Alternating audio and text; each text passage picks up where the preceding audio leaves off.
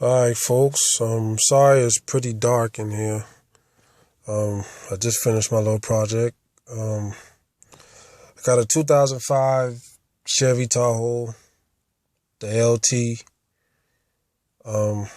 and my little project was installing, as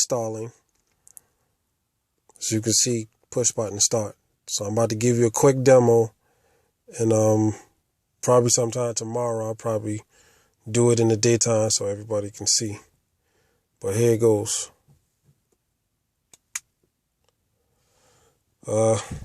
First thing you got to do is disarm it.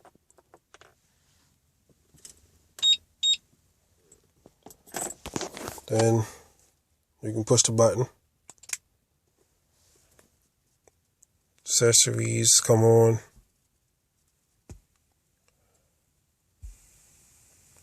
Radio's on.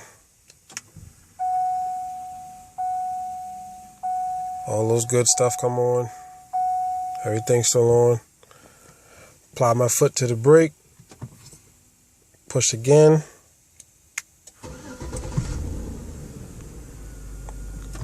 And she's cranked.